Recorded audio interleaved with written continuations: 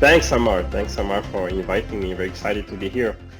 So I'm joining from sunny Madrid, and very happy to be here. I'm part of the SAP Awesome, organization, excellent. part of a team that we Kelly, call hopefully you value can hear value me. Would engineer. you So like to introduce basically, we yourself? focus on specific industry and try to position the value of our solutions. Is having some trouble And with the mic there? before that, I was a pre-sales at SAP, and even before that, like 10 years ago, All I right, used to just be while an Kelly SAP gets consultant. connected, let's kick things off. This platform is not perfect, but please, to the audience, we've got 15 people on the line now. It's absolutely excellent.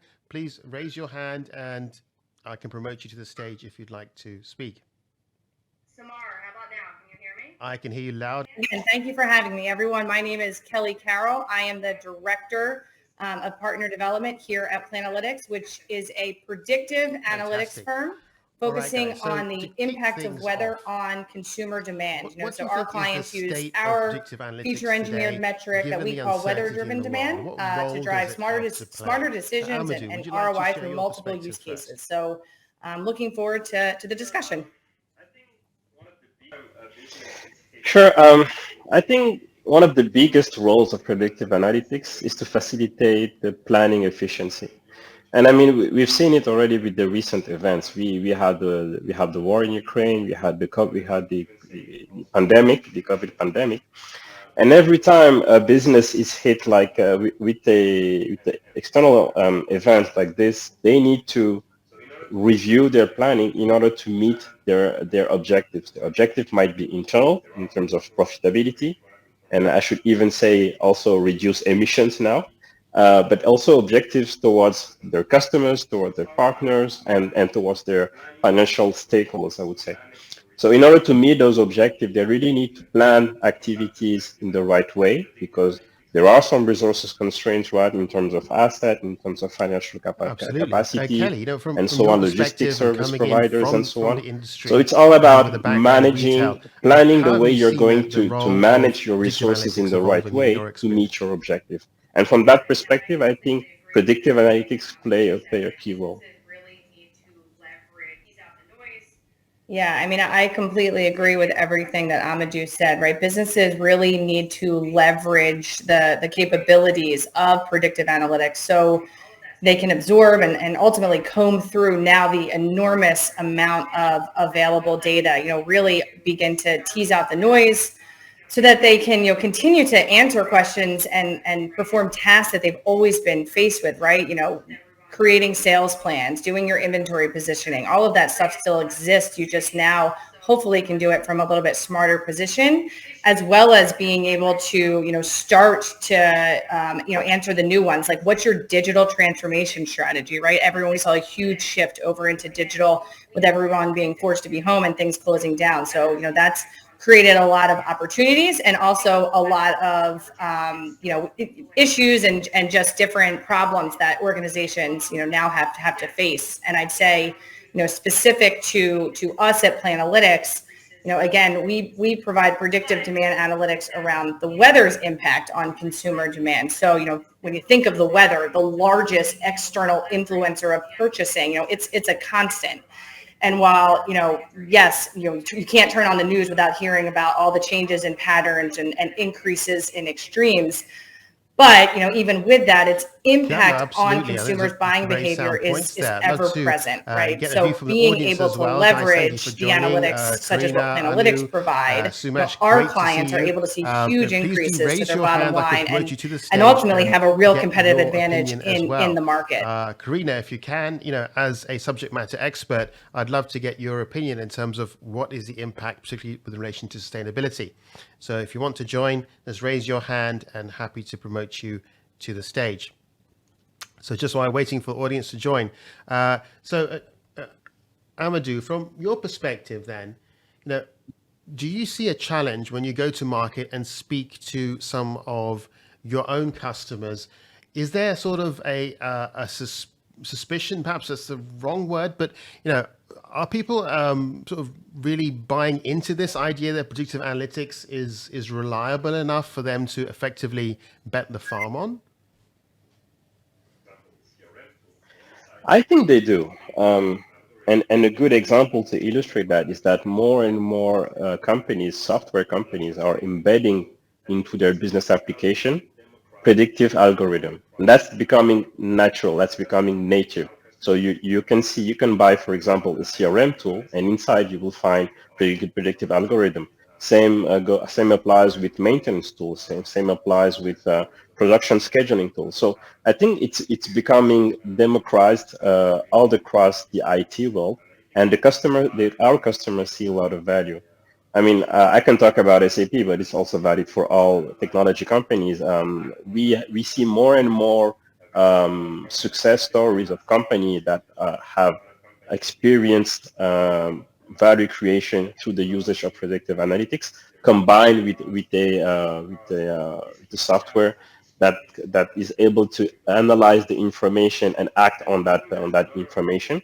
We've seen a lot of companies, especially on asset-intensive industry, we've seen a lot of companies reduce their overall amount of inventory cost, their maintenance costs, production cost. These KPIs and these stories are very, very known in the industry.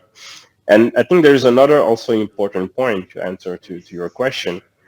Even I would say independent analysts such as McKinsey or IDC predict that the future market of predictive analytics will be huge. I don't have the number in mind. I forgot the numbers. Probably many billions of dollars.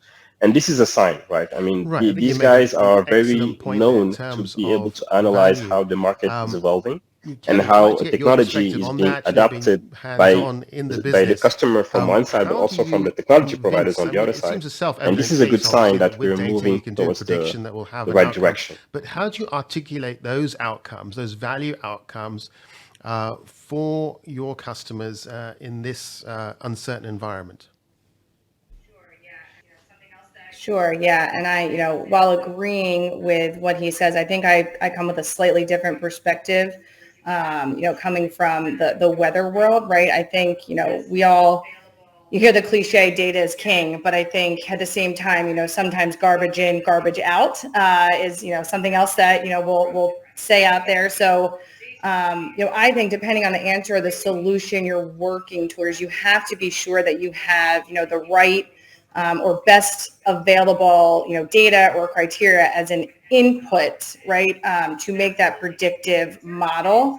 And that's everything from the granularity of the data, the organization of the data, to really be able to leverage and trust the capabilities. From a weather perspective, you can dump a ton of raw weather data into an ML algorithm and you're absolutely going to get an answer. And it's, probably better than doing nothing, but it is not the best answer for you to use to then make decisions around financial planning, inventory management, replenishment, labor scheduling, all of those types of things.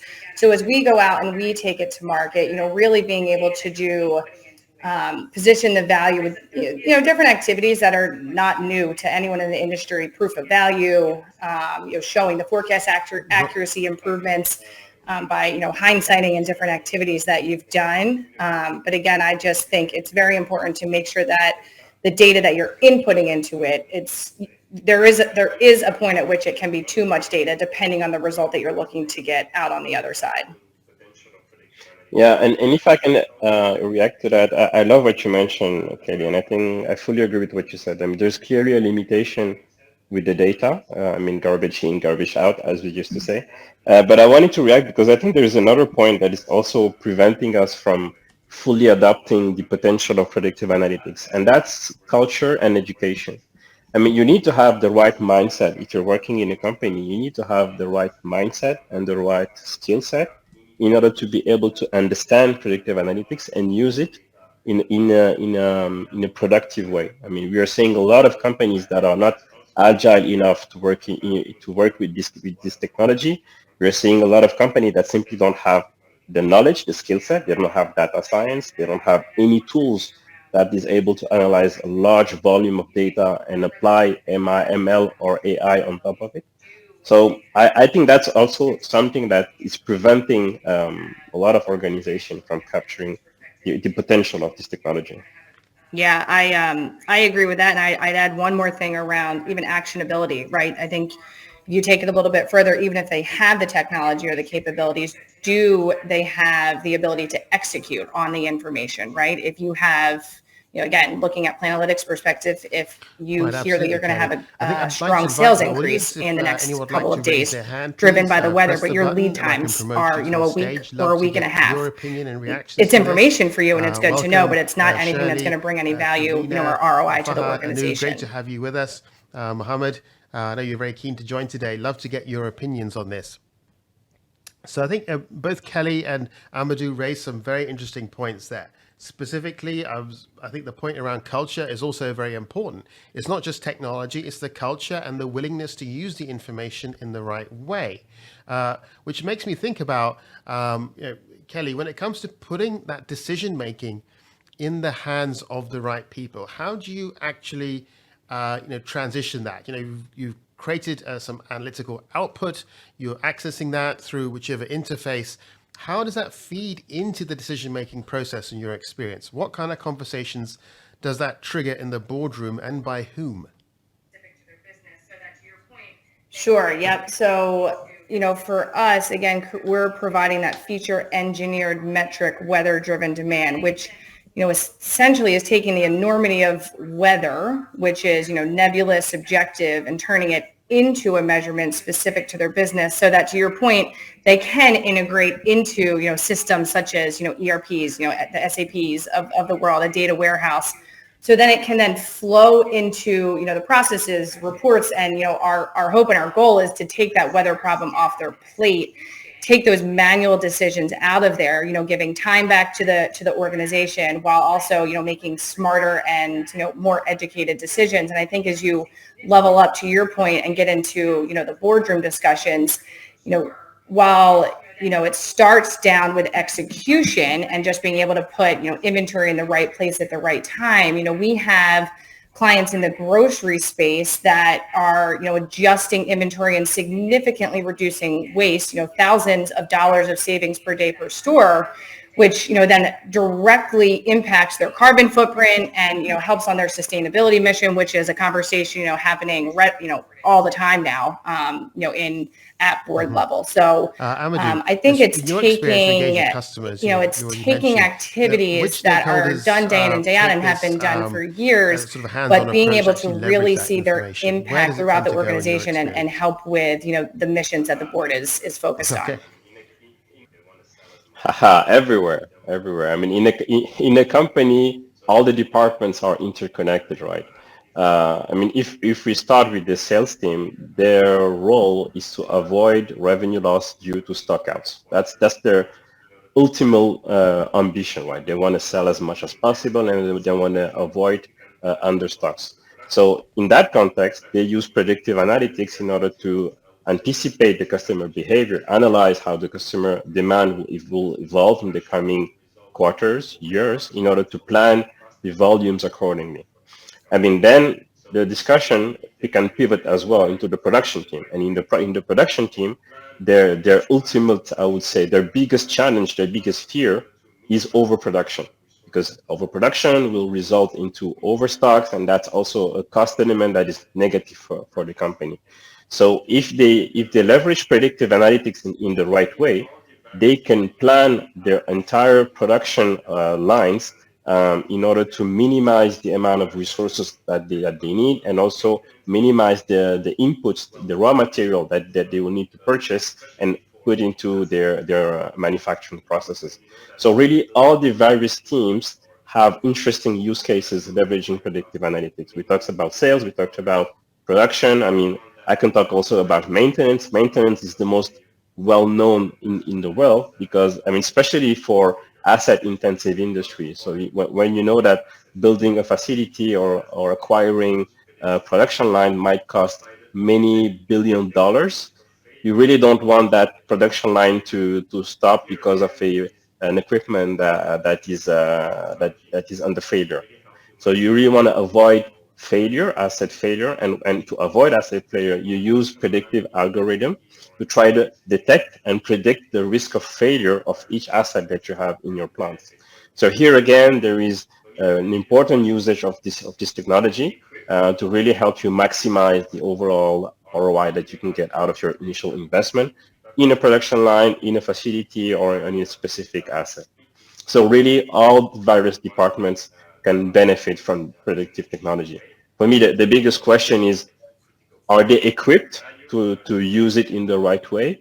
Or do they have enough Right, data? absolutely. So That we makes talked a lot of about those sense. points before, I'd right? like to Do they invite have enough the data audience, of please, to quality in raise your order to hand. be Press the able button. to You should see it run on the screen there. the Raise your hand algorithms and in an share your efficient point of way? view. I would Great say to those see are some really old the friends and colleagues critical here. questions. But the Mohammed, value is for Fahad, everyone. thank you for raising your hand. Maha, would love to hear from you.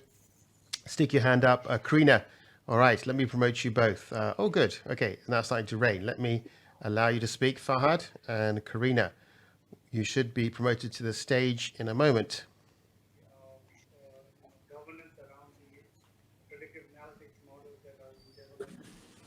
Hello, yeah, thank you for promoting me. As a speaker, I think it's there are quite a few points that were very, on the dot in terms of the data quality and the governance around the predictive analytics models that are being developed in the organization. So I mean, everyone can go in the data and then develop their own views and the data models for predictive analytics, but then governance is a very uh, key plays a key role in the picture, because sometimes people can create different analytics models, but then they can only fetch little information from those models.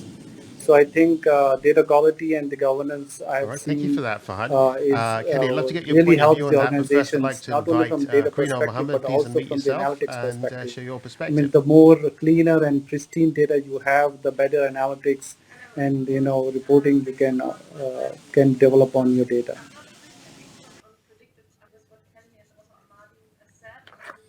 Hello, everyone. Thanks, Samar, for inviting me here. I'm not really an expert on predictive analytics. I rather look into the topic of circularity and sustainability, as you know. And I would definitely agree with what Kelly and also Amadou said. Amadou, you said that was whether the data is there and how to actually use the data if you are equipped to use the data. I would get even that further to say what I have seen regarding sustainability, that you really need the collaboration along the value chain. So and that includes, of course, also the customer, consumer on that side. But really then the aspect of really sharing that data that you have, whether you are whatever you are in the value chain or in the supply chain operating your business, that you actually, yeah, even though we understand that you don't want to share data with partners along the value chain, but for or with regard to sustainability and to foster a circular system, this is one key, I would say. If I look into fashion brands and businesses, and I would rather say in terms of what I look into research, it's the wider enabling mechanism of technology that sort of like fosters sustainability, and whether you're using AI or machine learning to maximize user shopping experience or retail management, improve the efficiency of sales system, either through intelligent automation or enhanced design, sales processes, using predictive analytics, of course, and guiding these sales processes. I think that very much is aligned to what Kelly stated earlier. And the actually what I try to find out, at least in the research that I'm undertaking, is whether these enabling mechanism of technology, whether that's AI, machine learning, blockchain, RFID or whatsoever, whether they are infiltrating every aspect of fashion, and that includes from managing resources, trends, marketing, influencer outreach, supply chains, to analyze customer data that you also mentioned No, actually absolutely. Thank you, earlier, Karina. That's a very, and very the thorough interest, answer. I and actually took some whether notes on there, so we I'm see looking ways to forward to create maybe really having you more back to talk about transparency some of to those drive points. sustainability, Mohammed, would you like and to unmute then of yourself and course share your having point of this view? social impact as well. So this is just yeah, my thoughts towards that. But thanks for inviting me. Hey everyone, my name is Muhammad Salim. Thank you so much for organizing this. So yeah, I'm leading all digital initiatives for retailers here at Intel in Dubai and across the MENA region. So like coming from a non-IT background, like the word predictive analytics was intimidating for me like in the past, but like nowadays with how predictive analytics has become like more widespread across different industries and organizations, like the thing that interests me more about predictive analytics, it went from this like a completely new language, completely new technology that only a few people can understand and that can work around. And Right. nowadays, it's Yeah. literally across Technology is like all becoming these more stakeholders accessible all the within a time. company. You So, can find it Kelly, from I'd like like the to get top and your the input board on this members to to the unpack employees and those stores. points And raised this by is the thing, Fahad, like Karina, with and predictive Mohammed. analytics, We it's talked becoming about more widespread and governance, easier to understand for circularity, customer non-IT background experience, individuals such as and I the, am. the ease of use. So, how do Yeah, you thank react to you. that, and how do you see the future of predictive analytics moving forward in terms of how people use it? Yeah, well, I think they're all great points, and I can speak to some with more expertise than others. I think as far as where we see it going in the future, right? If I think about my past life in my planning days where, I'm combing through thousands of numbers on Excel spreadsheets, trying to create some type of model and help me, do my plans and do all of my predictions. We now have all of this amazing technology, at our disposal to make them quicker, make them smarter, and help us scale across the organization, right? So while I personally still think we're in the early stages of execution for, all of the reasons that we've talked about today around actionability, access to good data, actually having the buy-in across, the organization and from the consumers, but I think as far I think about the factors that impact businesses, and as they continue to change, right? We again all of this uncertainty. Businesses are just going to continue to leverage every resource they can. One to sustain the same activities they've always done, right? Your sales planning, your inventory positioning, labor forecasting, marketing, all of that. Just being able to do it faster and smarter, and then get ahead on all of those new decisions and strategies to stay competitive in Got just it. such a fast-paced Maha, thank you market. So I for really joining. do think Great to that, have you with us. Been a while since we've spoken. Hopefully, everyone is do going to unmute have yourself. to We'd love to kind of get your step up input. to the plate from a technology standpoint, from an adoption standpoint, if they Yes, want I to unmuted. be able to stay in the game. Thank you. No, Kelly, great points. Absolutely. I was just saying thank you, Maha, for joining. Great to have you, former colleague of mine. Maha, would you like to share your perspective? And then we'll wrap up. Yes, thank you, Samar. So I'd like to talk from the perspective of ports and terminals because they have been using systems for so many years. So we have data, whether good quality or of data or data in general, but we have quite lots of data. Also, we have the rising competition, especially if I'm talking about Egypt. We are having so many terminals coming into the competitive area. So, and the economic conditions, of course. So we need to do something. So I think the focus now will be on analytics so that we can have more informed decisions. We can leverage the technologies, whether machine learning or AI, in order to be able to find patterns in the data and take better decisions, investment decisions, to rationalize the spending, whether we need more terminals, we need more assets, because this industry is asset intensive. So we need to be aware of how we are using our Yeah, no, assets. So absolutely. I I think think this is echo a the point that great Amadou was making earlier. opportunity for ports and Asset-intensive terminals. industries where We are capital not the first to decisions join have to be made. this Analytics of technology. any I type, think but that ports especially and predictive terminals analytics, are have a huge role late to to play. join, And but of I course, think they this will always be a have. great opportunity From for them. building the Suez Canal all the way across. Maha, I'm sure you agree. There's a lot of modeling required even back then, and it's no easy task. But as the volume of data increases, the criticality of making those choices and the demand for deeper analytics from stakeholders to prove the case becomes ever more increasingly important. So we are reaching the end of the 30 minutes. Just to wrap up, if anyone else has a point, please raise your hand. I'd just like to get Amadou's reaction to the last few points raised. And if anyone else wants to make a point, then please do raise your hand. Amadou? Yeah, sorry, my line dropped at some point. No, I was saying that I think there are two important points to keep in mind. The first one is adoption, and I mean we've talked about it, and many of the panelists also commented on this point. And the second one is the use cases, and we will see moving forward more and more use cases simply because companies don't like taking risks, and they like to copy what is actually working. So every time we will see successful usage of predictive analytics in a specific LOB, it's a chance to have a higher level of adoption in this industry or this LOB. So I strongly encourage everyone to have this perspective of always looking for new use cases and how to leverage them to bring value to your organization.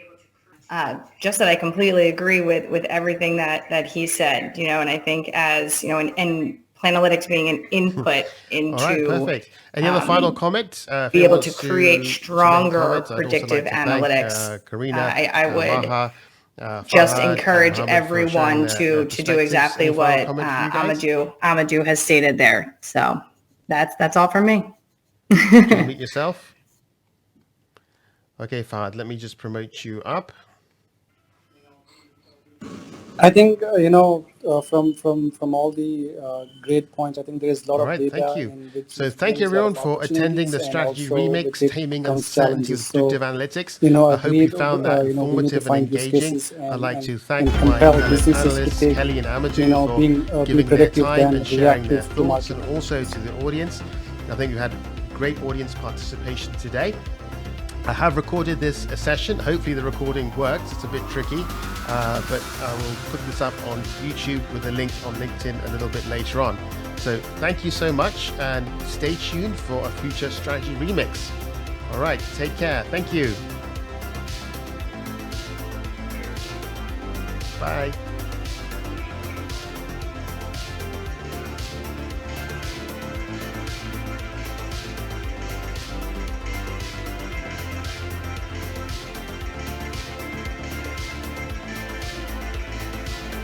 Thank you. Bye.